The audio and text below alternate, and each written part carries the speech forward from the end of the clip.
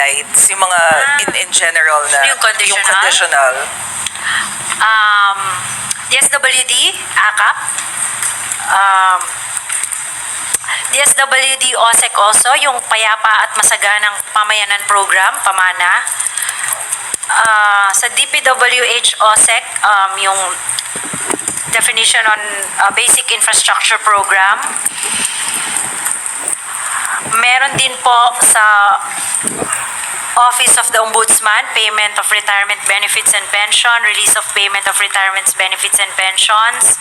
Sa Department of Agriculture po on RCEF. Ay hindi, natanggal na pala to, no? Oo.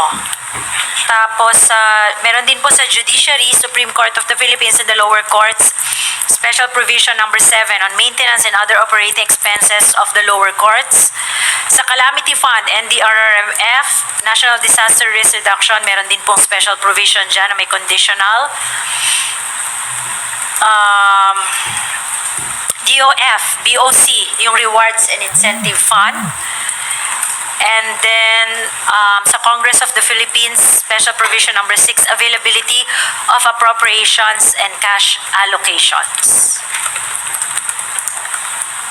Yan po. Thank you, ma'am. Next question, Pia Gutierrez, ABS-CBN. Ma'am, may I know kung mayroon pong pagbabago sa budget ng Office of the President given na isa rin po sa na-criticize yung increase ng OP budget dun sa ratified version?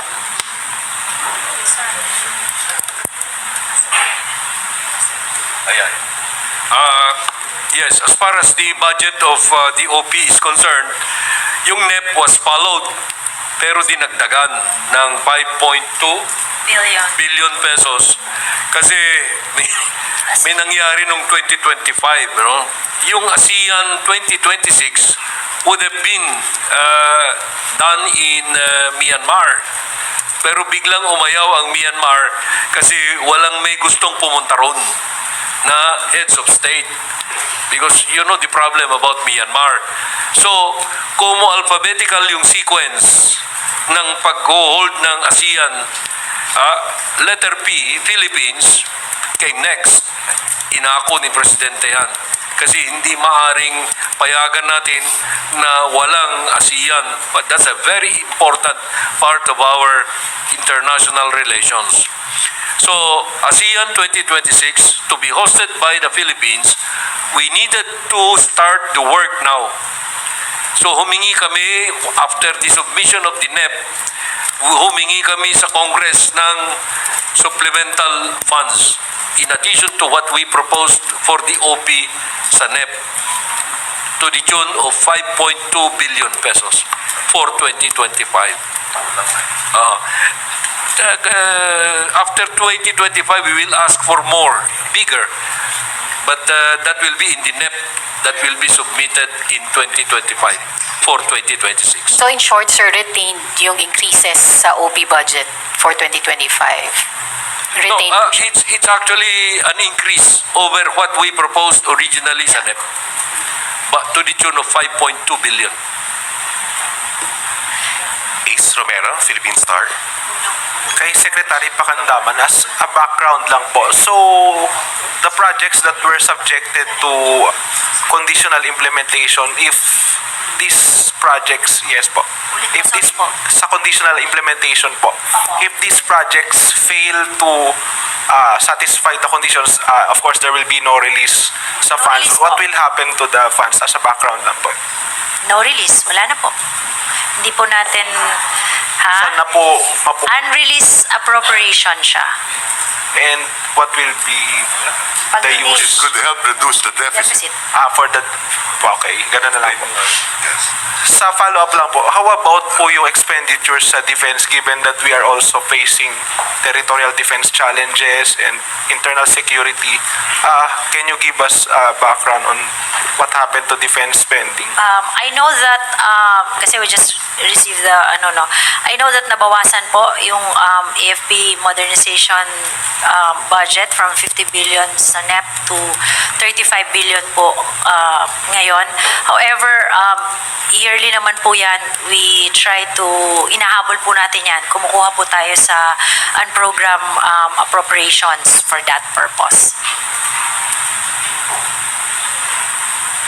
Leth Narciso, DZRH.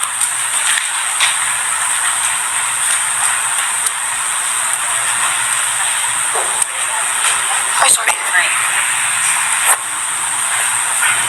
Good morning po. Binanggit rin ni Presidente sa speech niya kanina, prioridad yung agriculture sector, partikular yung mga pagtugon sa mataas na presyo at para mapababa ang presyo ng pagkain lalo ng bigas. Ano pong mga programa ito?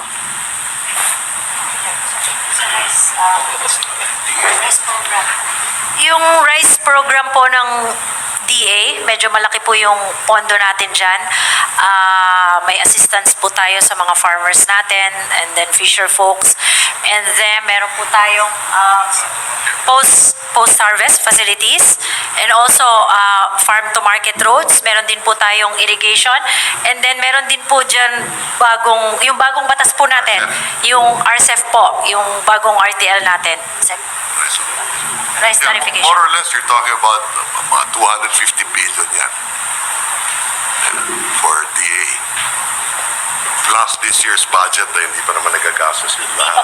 So, essentially, it's a 2-year budget allocation, di ba? So the idea is to increase the productivity of your agriculture sector next year. Kompleto naman yung programa ni Secretary Kiko Laurel. And we know that rice, essentially, you need a lot of irrigation, among others. So it's properly funded. Yeah, ang agriculture po is number 6 pa rin po siya sa top 10. Annalise Soberano, Bomborazo. Sec Amina, good morning. Sinabi niyo po na bawasan yung AFP modernization na budget na 35 billion. Ano po ang napasamang project ng big ticket projects ng AFP na napasama po sa 35 billion na pondo?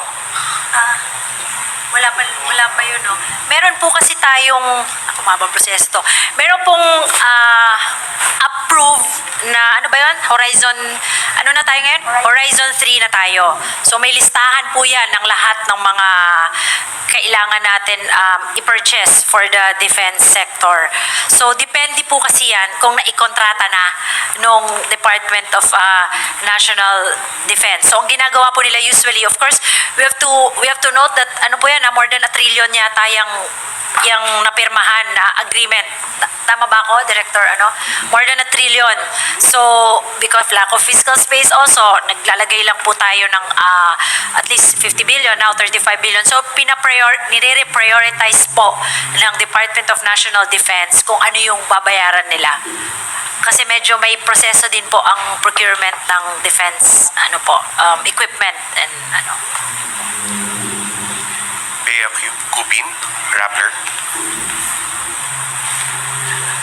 Good morning po. I realize this is quite advanced of a question, but have there been discussions on how we prevent a situation like this from happening again? Perhaps next year, na kumbaga we had to, hold meetings over the holiday break and we had to postpone the signing because the budget that the Congress approved did not align with the budget that the President prepared.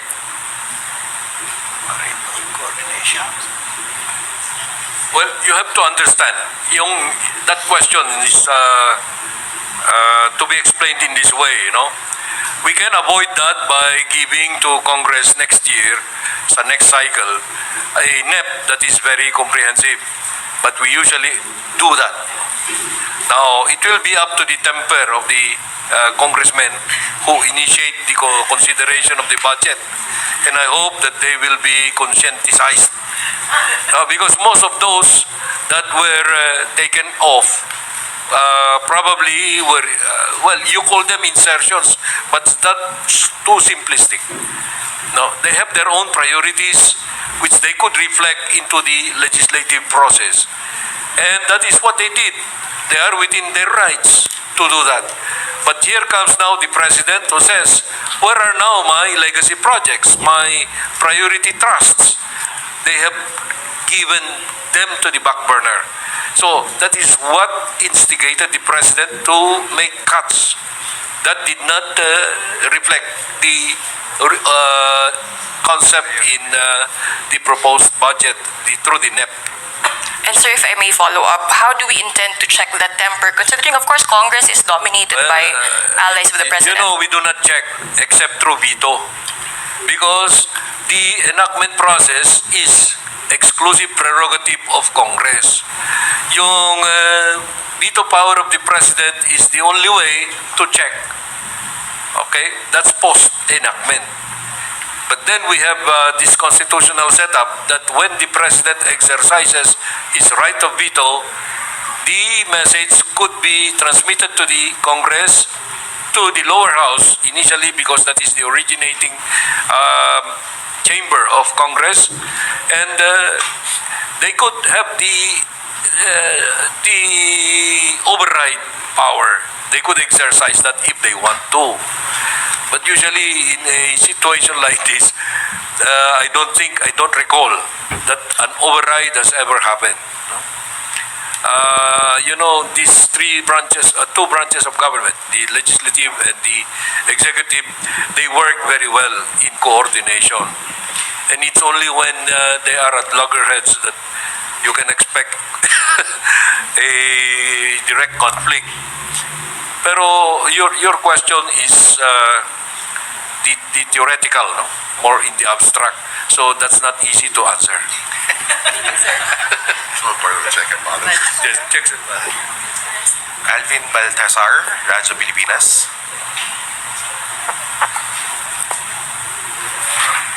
Good morning po, secretaries. Just to give us an idea, gaano po ba naging kabusisi si Pangulong Marcos dun sa budget proposal? Kabusisi, gaano niya talaga binantayan, hands-on, binantayan ni Pangulo yung budget proposal after na dumaan sa BICAM? Maybe I will be the one to answer that. Yes, sir. I assume as Executive Secretary 3 months into his administration. And I have been here since then, no? That was last part of September 2022. Mabusisi si Presidente mula sa umpisa. I can give you that assurance that the President is very focused, very prudent, Ilocano eh. And I am quite happy to make that note, no, to give that note, because he always says, what do we do with this? This is something that we cannot allow yet because we have lack of funds or etc. So that is what motivates him. Maybe people do not see how he works, but he works very much way into the night and early morning. Follow up, sorry po, Secretary. Kamuntik na Follow up kami na lang po. Christmas eh. Secretary, follow up lang po. Doon po ba sa mga ivinito ng Pangulong Marcos, meron siyang personal siyang nakakita, pero meron din ba kayong nakita na mukhang kinakailangang ibito at nirekomenda niyo kay Pangulong Marcos? Well, as the Chief Executive, he gives us the direction, He has his own way or means of saying this is excessive, this is not something we proposed, etc.